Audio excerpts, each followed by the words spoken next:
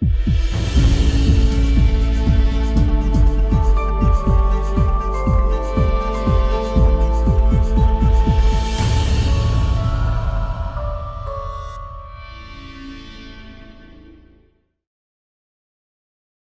bem-vindos a todos, Bruchim Abaim. Espero que estejam todos muito bem. Estão todos bem-vindos. Então, essa é a forma mais fácil de abrir a casa da pessoa para todos vocês. E eu espero que eu possa abrir meu coração para vocês também de verdade e que vocês possam também, com a ajuda de Akadosh Baruch Hu, abrir o coração de vocês para mim também, meus queridos. Eu gostaria de ver se a gente consegue passar um pouco de álcool gel a mais nas nossas cabeças. A gente está cuidando muito bem do nosso corpo e tem que continuar, que a gente possa cuidar também da nossa cabeça para sair bem dessa. Então, queria hoje à noite, junto com vocês, passar um pouco de álcool gel nas nossas cabeças, Bezrat Hashem. Aproveitando, aqueles que gostam do shiur, podem depois baixar o aplicativo, procurando por Caraguila, Android e iPhone, ou procurar no site caraguila.com.br. Lá vamos nós. Muito boa noite. Eu fiquei pensando, sabe, que para mim começar um shiur é muito difícil. Meus filhos que tanto me ajudaram a preparar essa reunião, e devo muito a eles e minha esposa, sabem que a parte mais difícil é quando eu começo o shiur. Depois eles falam, Abba, você já conseguiu preparar? Agora deslancha. E eu fiquei pensando por onde, meus queridos, começar a preparar o shiur. Eu falei para mim mesmo, uau, da onde? Me caiu a ficha no português, claro, e eu falei para mim mesmo, por que não começar a preparar o shiur do começo? Aonde é o começo? No começo da Torá. Eu queria ver com vocês algo impactante com a mesma Torá num novo prisma. Confirmem junto comigo. Akadosh Baruch Hu, na sua magnitude, criou o mundo em 7 dias. No 7º dia, halas. Tudo estava finalizado. Eu fiquei pensando e procurei um pouquinho, eu queria compartilhar com vocês, qual é o tamanho, meus queridos, do planeta Terra? Se a gente for olhar, qual é o tamanho do planeta Terra? Procurei um pouquinho e hoje em dia a gente tem informações mais ao nosso acesso. Uma volta, em volta do planeta Terra, tem aproximadamente 40 mil quilômetros. Ok? Se a gente for medir a área da superfície da Terra, são 510 milhões de quilômetros. Foi isso que a Kadosh Baruch Hu criou em 7 dias. Mas não foi só isso. Hashem falou, vai Erev, vai Boker, e criou alguma coisa. E foi noite, e foi dia, e ele criou cada vez mais alguma coisa. Óbvio, de uma forma sucinta, eu queria mostrar para vocês mais alguns pontos fantásticos da criação do mundo que nós vivemos hoje. Isso é o mundo, 510 milhões de quilômetros quadrados. Mas isso é fichinha comparado com outra coisa que tem no mundo. Isso mesmo, no planeta Terra que eu e você nós vivemos. 71% do planeta Terra, meus queridos, é coberto de água. Me desculpem para aqueles que não passaram bem na escola se eu estou levando vocês de volta para a escola, mas é que é muito importante, tá bom? Então, desses 510 milhões de quilômetros quadrados do planeta Terra, 71% é coberto de água. Quer dizer, quem conhece o mundo ainda de fato não conhece nada, porque 71% do mundo nós não conhecemos. Literalmente a fundo. Isso sem falar de outros astros fora do planeta Terra, no universo. Por exemplo, o Sol. Por exemplo, a Lua. O Sol é 400 vezes maior do que a Lua. É isso mesmo. O Sol é 400 vezes maior do que a Lua. Se a gente pegar o Sol e olhar para ele, o tamanho do Sol, daria para colocar 1 milhão de planetas Terra dentro do Sol. Quer dizer, tudo que a gente falou sobre o planeta Terra, o Sol dá um banho de calor, obviamente, e de extensão no planeta Terra. Eu conseguiria colocar, junto com vocês, 1 milhão de planetas Terra dentro daquele astro chamado Sol. E tem outras estrelas também, que eu comecei a procurar um pouquinho, por que não aprender, junto com vocês. maiores do que o Sol, que a Kadosh Baruch Hu criou tudo isso nos 7 dias da criação do mundo. Olhem que interessante, esse Sol que tanto esquenta, que tanto ajuda a natureza a produzir frutas e os animais a viverem e nós a vivermos. Como que nunca termina o gás hélio que queima e faz aquele calor do Sol chegar até aqui na medida certa? Tá certo que às vezes a gente usa o ar-condicionado, mas ele chega na medida certa. Os cientistas falam para a gente que um pouquinho mais perto, um pouquinho mais longe, a gente ia ficar um frio danado ou com muito, muito calor insuportável. E não termina o calor do planeta Sol? Uau! A Kadosh Baruch Hu é algo nada mais, nada menos do que impactante. Só olhando para o mundo a gente vê isso já de uma forma muito simples. Agora, como se não bastasse, se a gente olhar do Sol para a Terra, meus queridos, tem 150 milhões de quilômetros. Repito, do Sol para a Terra, 150 milhões de quilômetros. Eu estou terminando com essas informações, mas elas são importantes, me permitam. Último dado. A velocidade da luz, para quem não lembra, e muitos de nós já nem lembram, ok, já passamos pelo vestibular, 300 mil quilômetros por segundo. Então, olha que interessante. A luz que nós vemos do Sol, que nós vimos hoje, de manhã, para chegar do Sol para cá demora 8 minutos. É isso mesmo. Quando nós vemos uma luz aqui do Sol, é porque saiu lá desse astro chamado Sol e chegou na Terra depois de 8 minutos a 300 mil quilômetros por segundo. Velocidade incomparável mesmo com o melhor piloto de Fórmula 1. Tudo isso, Bereshit. E muito mais. Mas para a gente já é suficiente. Por que tanta coisa? Por que 510 milhões de quilômetros quadrados no planeta Terra? Por que dentro do Sol, que dá um banho no planeta Terra, entra 1 milhão de planetas Terra dentro do Sol? Por que a Kadosh Baruch Hu criou tudo isso? Para quê? Qual a finalidade? Uma pergunta difícil. Não sei para quem perguntar. Fiquei pensando comigo mesmo, uau, para quê? Sabe que uma vez estava na casa de um conhecido meu, tem aqueles livros que as pessoas deixam na sala, livros bonitos. Aqueles livros, muitos deles ninguém nunca abre. Mas é um livro bonito que fica na sala, com fotos, às vezes com imagens grandes. Muitos deles estão folhas brancas lá dentro. Mas esse livro, a capa dele me chamou a atenção. Os 1000 lugares que você não pode deixar de conhecer durante a sua vida. Uau, quanta coisa! Eu queria ver junto com vocês, pessoal, por que a Kadosh Baruch Hu criou esses 1000 lugares? Por que ele criou tanta coisa bonita no planeta Terra? Criou a você e a mim e tantos astros. Essa pergunta, o Rav Google não tinha resposta. Acreditem que se quiser, o Rav Google, que tanto é útil, nessa pergunta não me ajudou.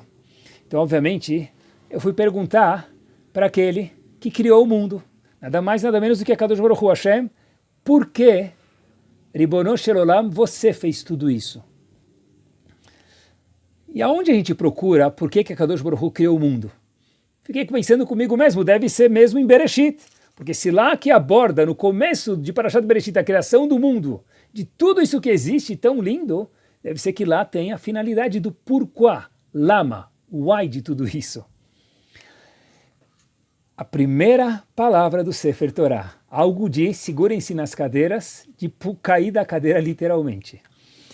Diz a Torá Kedoshá, Bereshit, a primeira palavra, e a gente costuma traduzir no início, no princípio, no começo da criação, é verdade.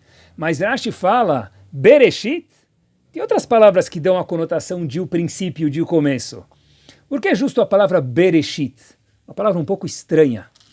Diz Rashi, a palavra Bereshit quer dizer no começo, mas quer dizer uma coisa a mais também. Bereshit, meus queridos, quer dizer o seguinte, Bishvil, o mundo inteiro, não o planeta Terra, o universo inteiro foi criado Bereshit, para o Reshit. Quem é esse Reshit? Quem é ele? Eu quero conhecer essa pessoa. Diz Rashi, Bishvil, a Torá shenikrat Reshit.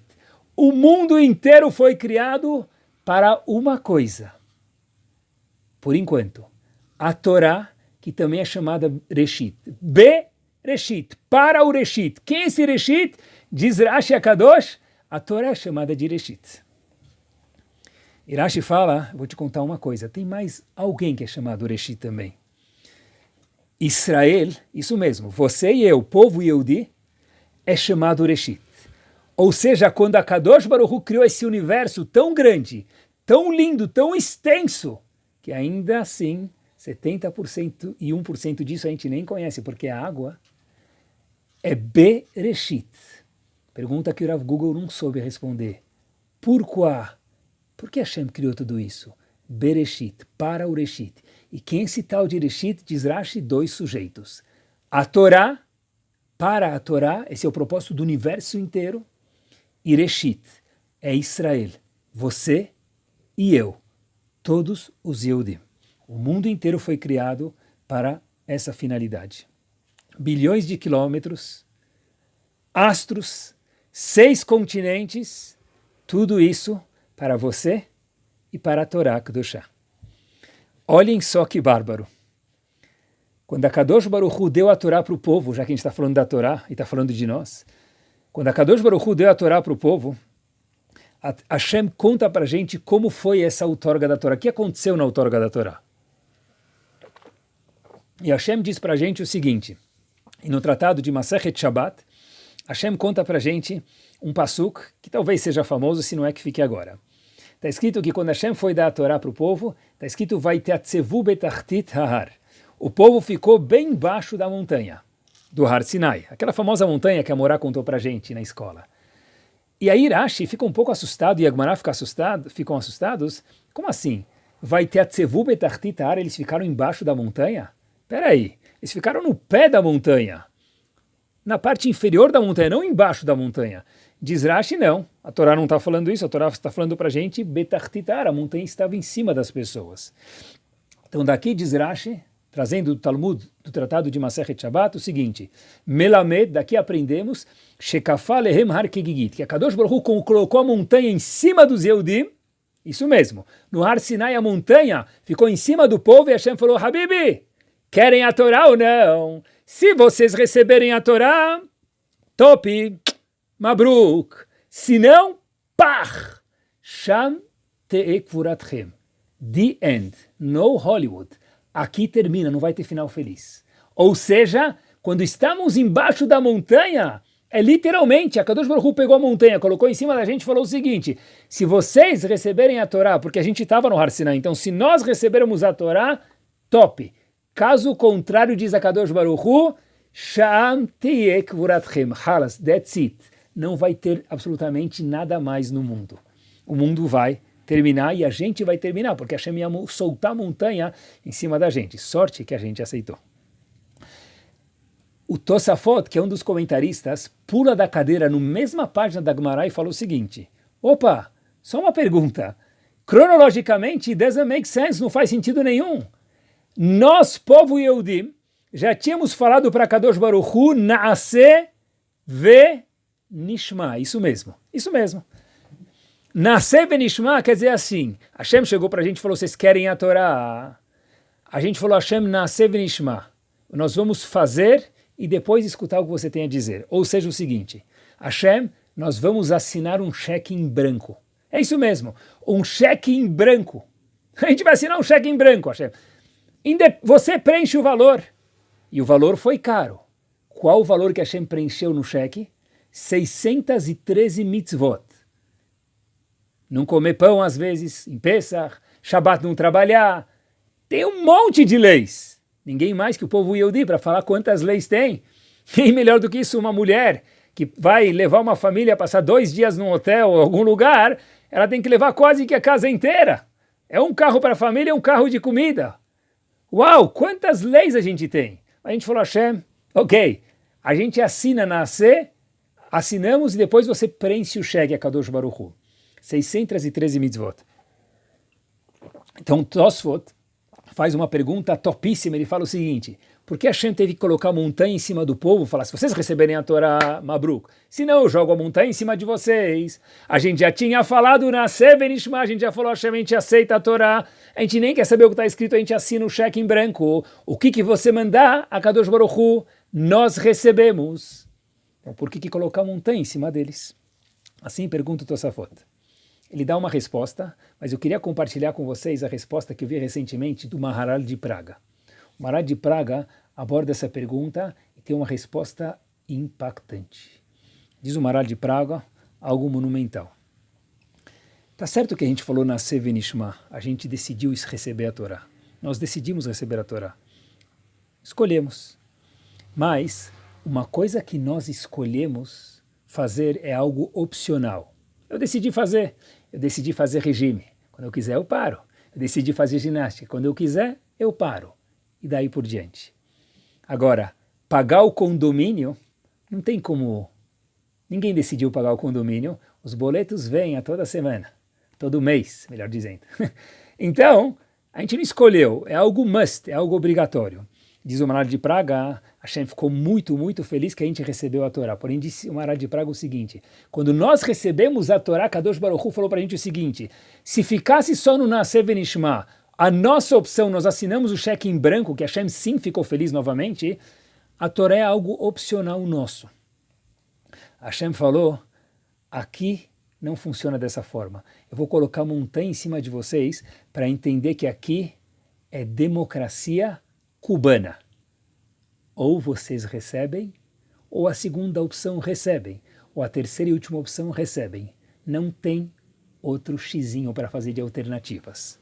Ou seja, por que a Kadosh Baruch Hu, depois de a gente ter falado na Sevenishma, já ter aceito a Torá Kedoshá, falou para a gente o seguinte, olha, recebam a Torá, senão eu vou soltar a montanha em cima de vocês? A resposta é porque a Torá não é algo opcional para o povo Yehudi, é algo must, obrigatório, indispensável. É igual um dos nossos órgãos.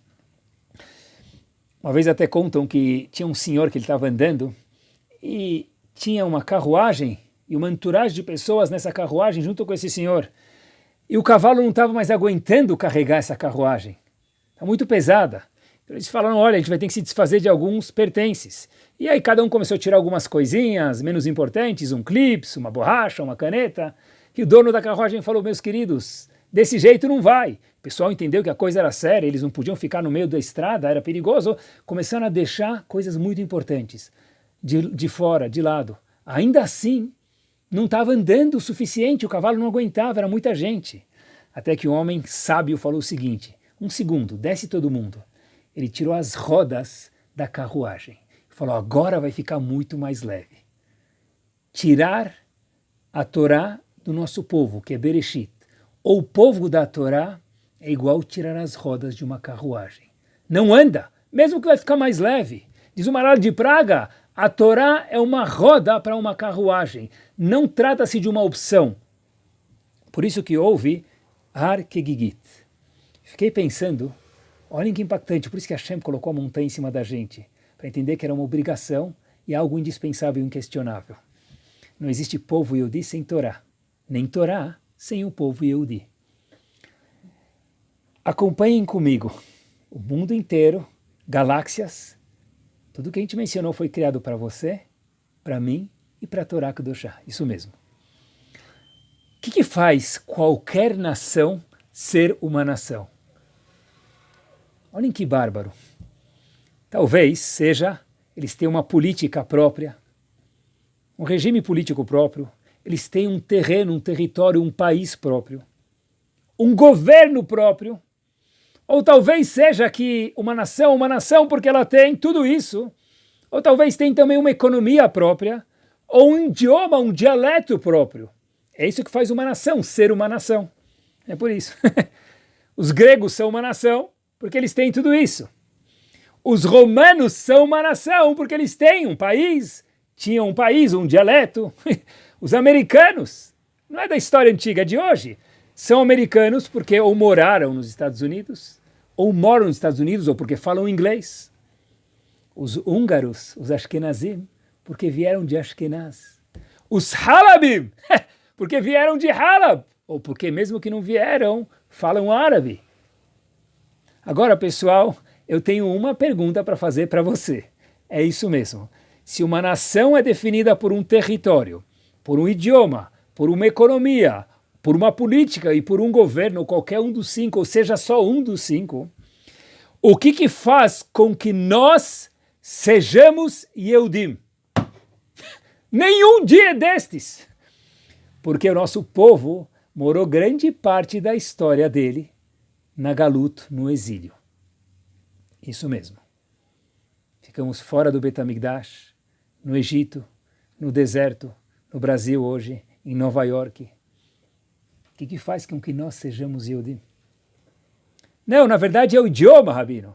Pode ser. Quantos de nós falam ivrit fluente? Talvez muitos, pode ser. Mas no mundo? Talvez eu vou falar um pouco do shur em ivrit para ver quem entende. Quantos falam ivrit hebraico fluente? A minoria do povo. E mesmo que falasse, meus queridos, que é importante, qual que é um dos maiores resources que nós temos na nossa literatura judaica? Nada mais, nada menos que a Torá Shebel Peh, a Torá oral, que é o Talmud Bavli, que foi feito no Iraque, e que ele é escrito em que idioma? Ele é escrito em aramaico, não em hebraico. O Kadish, uma das tefilot mais importantes.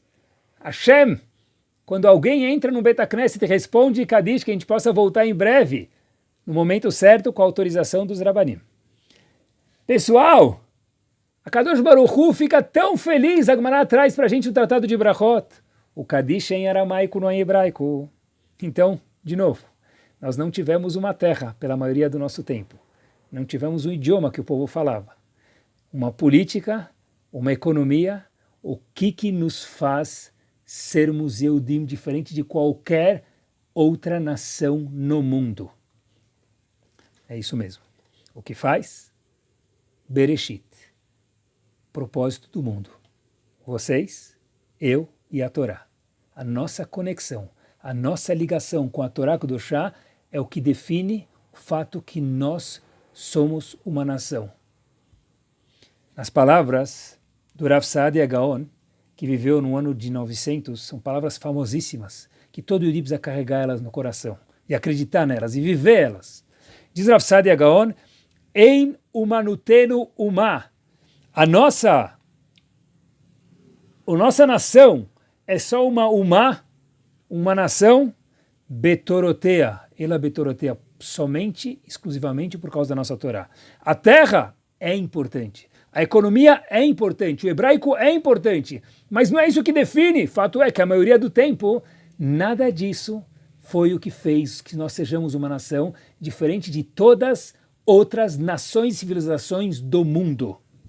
É isso mesmo. Quem discute com isso não está discutindo com algum Rav, com algum pensador, está discutindo com a realidade e está discutindo com a Kadosh Baruch Hu. A Torá é o nosso DNA.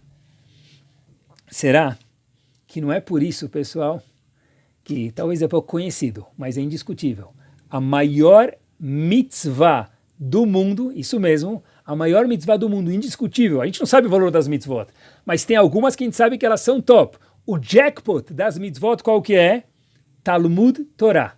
Nas palavras do Hafetz Haim, cada palavra de Torá que eu falo ou que eu escuto e presto atenção, isso mesmo que nós estamos fazendo agora, neste momento, equivale a 613 mitzvot. Isso mesmo. É isso mesmo. Dancem de alegria.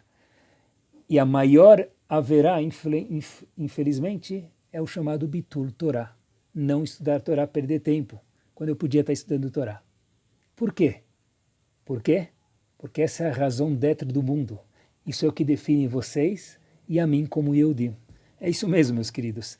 Não é por acaso, talvez, quando a pessoa senta para estudar, às vezes ele fica cansado, às vezes o celular toca, às vezes tem um monte de distrações, porque quanto maior o pool da mitzvah, maior o jackpot, maior o peso contrário, a balança. Então, tem que ter um challenge, um desafio. Não sei se precisava ser tão grande, ok, eu entendo vocês, mas é assim mesmo. Mas quanto maior o Yetzirará é porque a mitzvah é maior. A mitzvah mais master que existe no Sefer Torah inteiro, sem desmerecer nenhuma outra, é Talmud Torah. Cada palavra de Torah, 613 mitzvot. Tem um livro, para a gente entender o que quer dizer estudar Torah, o que quer dizer uma palavra de Torah, não. Vou definir melhor agora. Tem um livro chamado Yesod Veshoresh Avodah. Ele conta para a gente que no topo da letra Yud, Aleph, já viram um Aleph de letra de mão? Tem um Aleph, é uma barra deitada com um Yud para cima e um Yud para baixo. Um Aleph, letra de mão.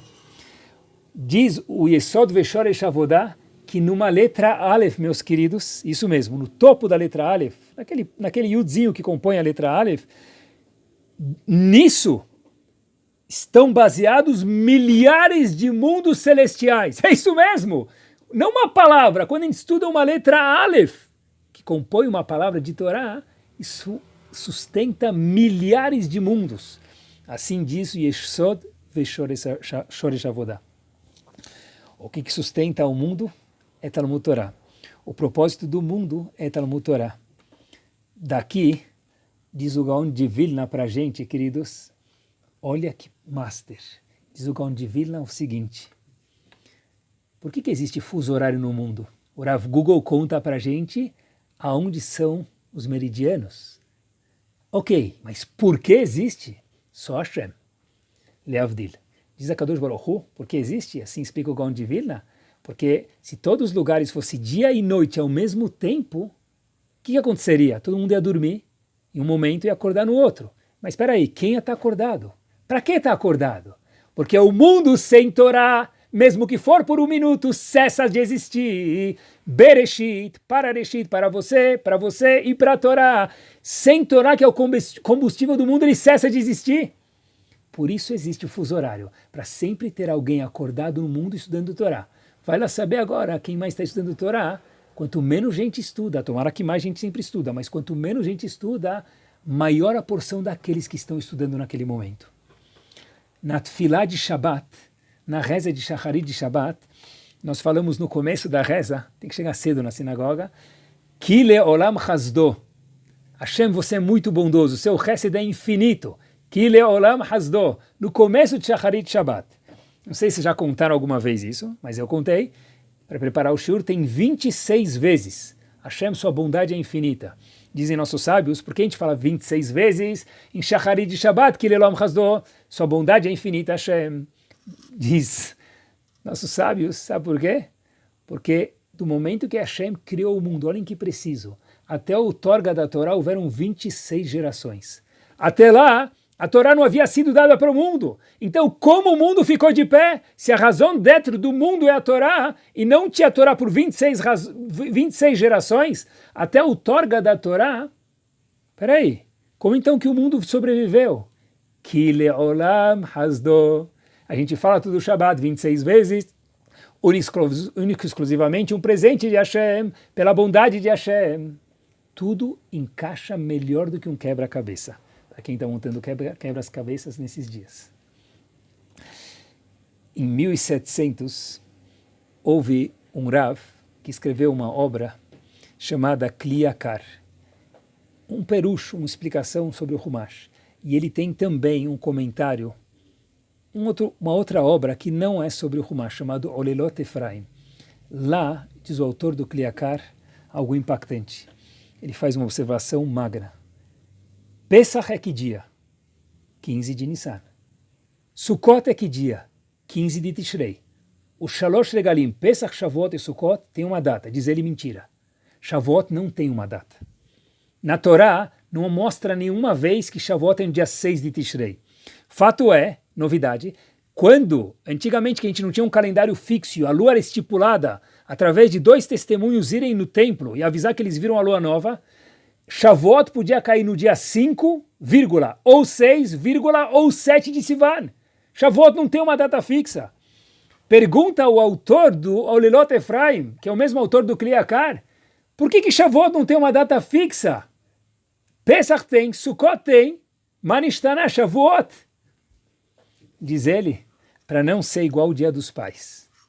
Dia dos Pais, às vezes, em muitos lugares, assim eles falavam nos Estados Unidos quando eu morava lá, que tem Dia dos Pais, é um dia. Mother's Day, Dia das Mães, é um dia. Leva o seu pai, cuida bem dele naquele dia, aí, ma'asalame. Agora só o ano que vem. A Kadosh Baruch Hu falou, eu não vou estipular um dia para Shavuot. Shavuot não pode ter um dia. Porque se tiver um dia, isso mostra que a Torá hoje, em Shavuot, é mais importante do que nos outros dias, e não é verdade. Bnei Israel sem Torá não existe. O mundo sem o estudo da Torá não existe. Então, Sukkot pode ter um dia. Pesach tem um dia. Shavuot, que é a festa da outorga da Torá, não pode ter um dia fixo. Todo dia é dia de Torá.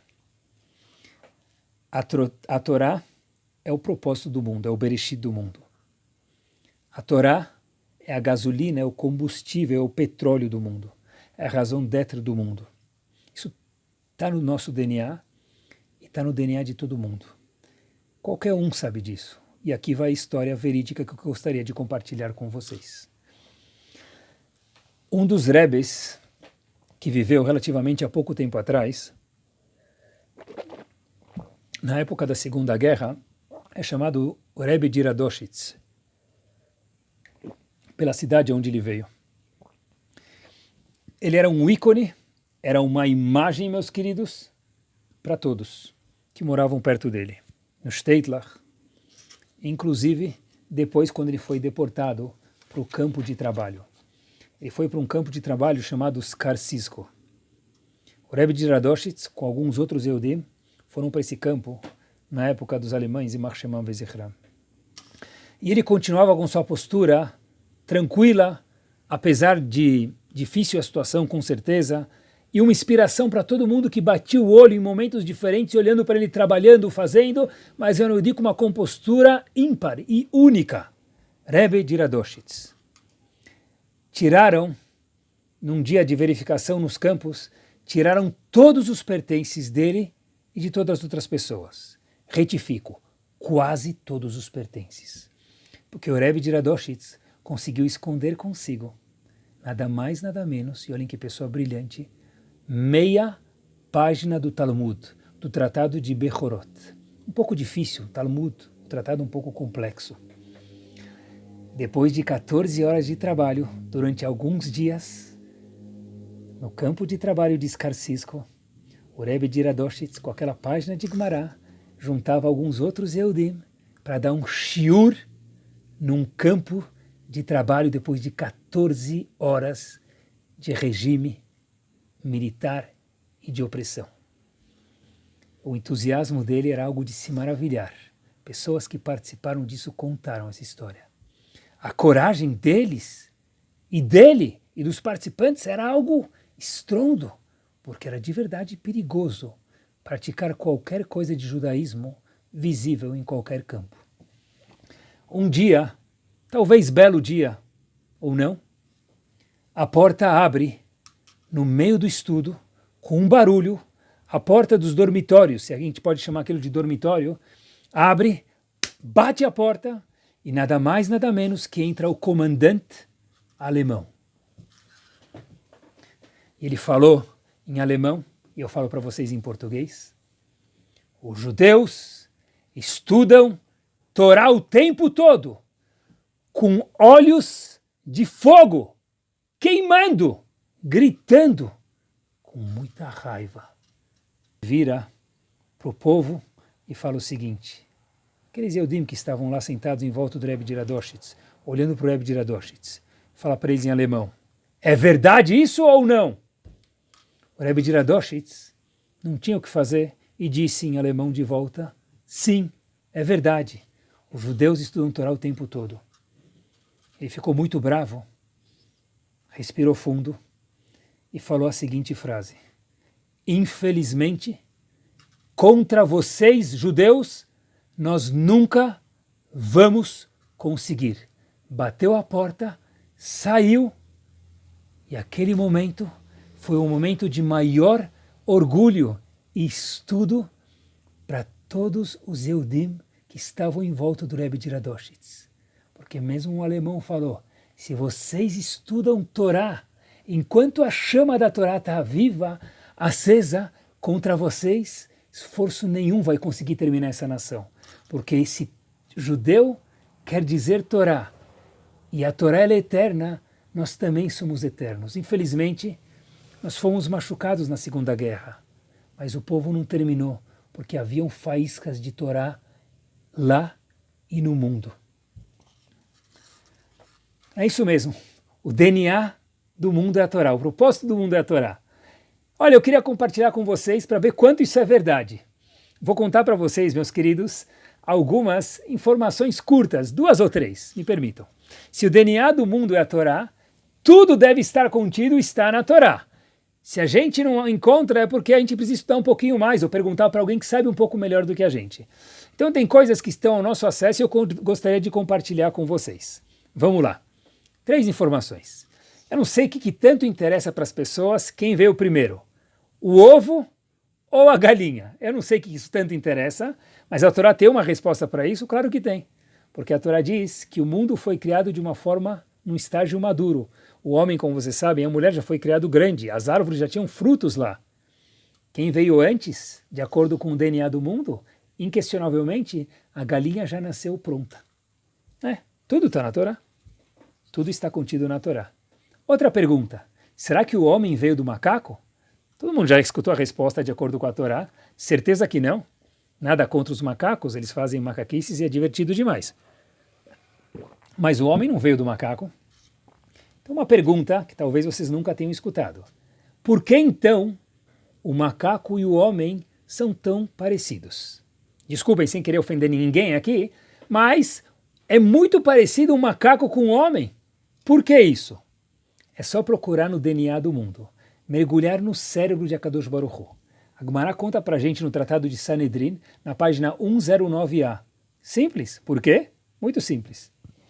Porque quando houve a Torre de Babel, criaram aquela torre no comecinho da criação do mundo para ir guerrear com Hashem, Hashem ficou muito chateado com as pessoas que foram desafiar Kadosh Baruch Hu nos céus, por isso criaram uma torre tão alta, e um dos grupos, Hashem transformou eles, em vez de ser humano, transformou de ser humano para um ser chamado macaco. Por isso que o macaco é tão parecido com o ser humano, porque ele é segunda divisão do ser humano. Ele foi castigado, assim diz a Gemara, que é o cérebro de Hashem, na história de Migdal Bavel, da Torre de Babel, porque eles pecaram. Hashem ficou chateado, e aquele grupo em específico, a Gemara explica por quê, transformou eles em uma segunda divisão de um ser humano. É um macaco, por isso que ele é tão parecido com o ser humano. Tudo está contido na Torá Kedoshá. Mais uma última, me permitam. O ciclo lunar. O Talmud, no Tratado de Rosh Hashanah, na página 25a, traz para a gente o seguinte. Quanto tempo demora o ciclo lunar? Matematicamente, diz lá o Talmud, 29 dias, 53059. 29 dias e meio. Mas eu queria que vocês lembrassem esse número. Quem está escutando agora, anota isso se puder. 29,53059 dias. Quer dizer, 29 dias e meio, um pouquinho mais. 29,53059. A NASA, recentemente, há poucas décadas atrás, assim disse o cientista-chefe da NASA, Carl Sagan, falou que eles chegaram no número, com laser, com aparatos, com telescópios, com satélites, 29 dias, 53,0588. Frações de segundos diferente. Frações mesmo, do que a Torá Kedoshá falou. A Torá falou 29,53059. Eles falaram 23, disse a nada, 53,0588, bem perto. Até que em Berlim depois foram investigar o mesmo assunto. E foram investigar quanto tempo demora o ciclo lunar. Que a Torá falou 29,53059. Em Berlim chegaram a um número mais perto. 29 dias, 53,0589. 89 é quase 9. Quem sabe algum dia vão chegar a 9. Pessoal, poucas décadas descobriram algo que era um enigma. Quanto tempo demora o ciclo lunar? Que a gente mencionou um segundo atrás, da Torá, da Gemara. Descobriram faz pouco tempo. Mas as pessoas se questionam como a Gemara sabe. Habibi, como assim como a Gemara sabe? O DNA do mundo é a Torá escrita, é a Torá oral. Como o mundo sabe, com telescópios, como a Torá sabe, a Torá é o mapa do mundo, é o DNA do mundo.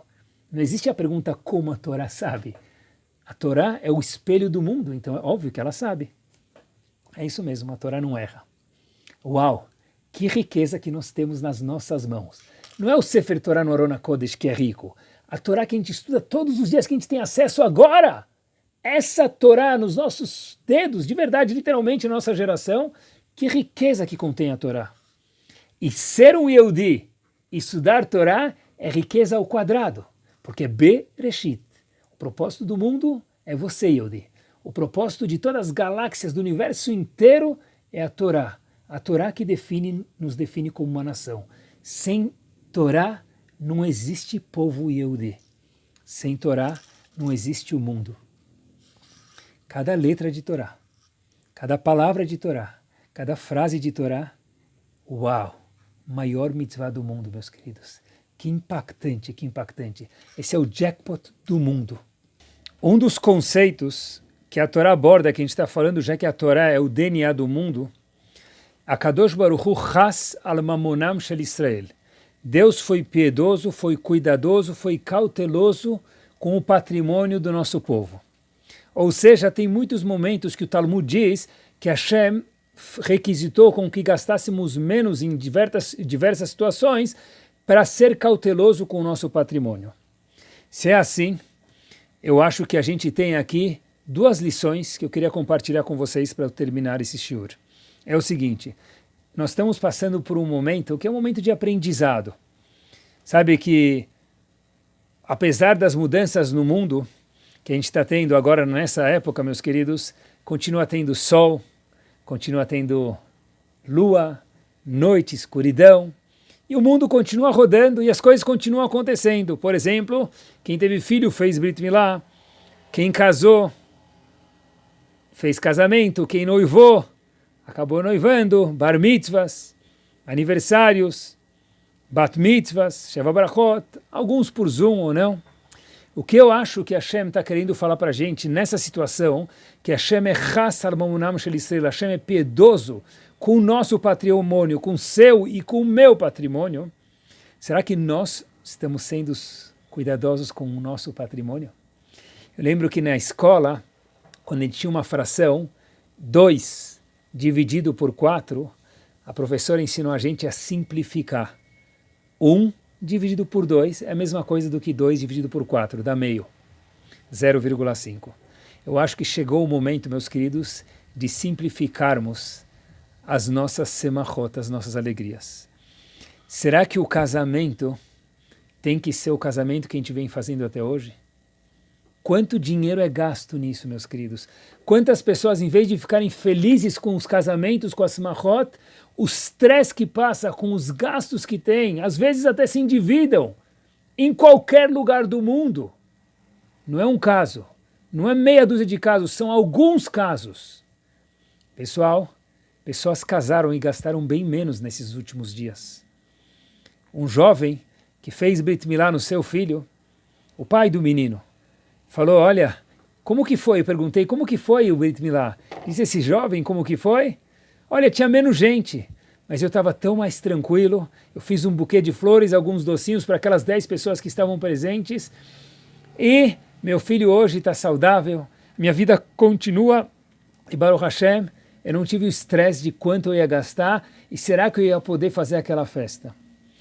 E muitas pessoas, queridos, acabam fazendo só porque outros fazem. Porque se não precisasse fazer tudo isso, não fariam.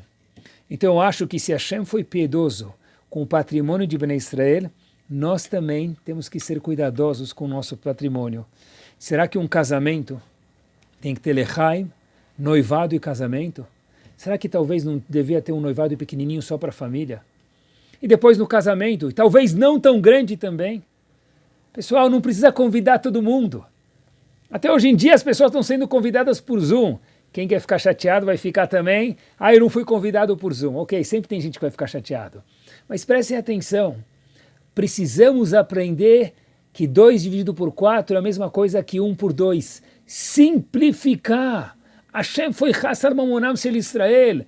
Quanto dinheiro vão em festas que as pessoas ficam meia hora? As pessoas do Baruch Hashem têm tantas festas que não aguentam mais ir, em muitos casos. Que a gente sempre tenha mais festas, mas que a gente aprenda a gastar menos nas nossas festas, queridos.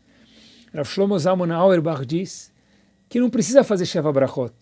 Se nós já temos 10 pessoas, aí sim faz Sheva Brachot. Mas não precisa causar uma situação que depois do casamento vai ter 10 pessoas para fazer o Sheva Brachot. Ok, quer fazer, faz. Mas precisa ser, cada um do Sheva Brachot precisa ser como se fosse um noivado. Até que os pais do noivo ou da noiva falam, hoje é Sheva Brachot de não sei quem, dos amigos, eu não preciso ir. Ainda bem. Peraí, podia ser um pouco mais simples, talvez numa pizzaria só. Não precisa de flores, mais tranquilo. Simplificar para que o casamento, o bar mitzvah, o bat mitzvah, a festa de aniversário, se transforme em uma alegria e não num estresse de gastos. E muitos de nós só faz algo porque outros fazem. Precisamos criar uma nova corrente de economizar, de gastar menos em festas. Baruch Hashem, que Hashem mande mais festas, mas festas com gastos conscientes. Quantas pessoas vão em Gmach pegar dinheiro emprestado para a festa? E ficam endividadas, meses e anos para pagar uma festa que dura algumas horas. E pessoal, casar com menos gente, a música, a alegria não é menor, porque a maioria das pessoas nas festas são pessoas que a gente não tem tanto contato. Grande parte das pessoas que têm contato fazem parte de um grupo menor, que trazem a alegria. Quanto precisa se gastar num bat mitzvah, pessoal? Uma festa de aniversário. Eu acho que igual que as escolas se reinventaram nesse momento para se adaptar à situação, business se reinventaram nesse momento, eu acho que a nossa Keilah tem que se reinventar. A comunidade judaica no mundo tem que se reinventar em cuidar um pouquinho mais de Chas al-Mamonam Shel Israel, de sermos mais cuidadosos de quanto nós gastamos, meus queridos, com as nossas festas, que tenhamos mais festas, mas festas com menos glamour. Porque não é isso que traz a alegria do casal, do bar mitzvah, do brit milá, do bat mitzvah. Pessoal, de novo, um aniversário de criança virou um bar mitzvah de antigamente, que é um pouquinho mais, lembra como que era um bar mitzvah antigamente? Era mais simples. Um brit milá era mais simples. Aonde nós vamos chegar? Será que agora não é o momento de falar stop? Vamos recomeçar, termos mais alegrias, mas de uma forma mais consciente. É o momento para pensarmos agora sobre isso. E um segundo ponto, já que a gente está falando que a Torá é o DNA do mundo, e a Torá ensina para a gente uma regra, ainda assim financeira também, que eu queria compartilhar com vocês, falar essa dica, uma sugestão e terminar com uma história. Diz a Torá Kedoshá para a gente, diz o Shulchan Aruch e a Gemara, que anei ircha kodmim. As pessoas que moram perto da gente têm uma certa preferência, antes de pessoas que moram longe.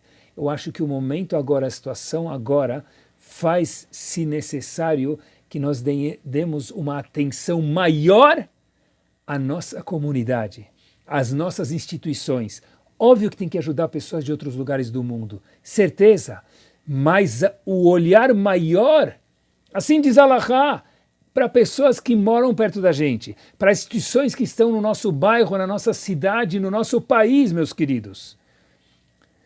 O Yehudi precisa, nesses momentos, de um pouquinho mais de dificuldade, o quanto ele for ajudar, dar uma importância maior e de maior peso para cá.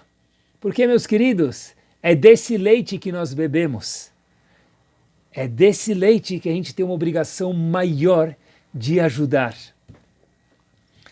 E eu vou terminar para vocês com uma história depois dessas duas sugestões. Espero que tenham levado ao coração. Já que a Torá é o DNA do mundo, o que a gente veio falando hoje à noite, então a história verdadeira não é famosa, mas ela é verdadeira e agora talvez vai se tornar famosa.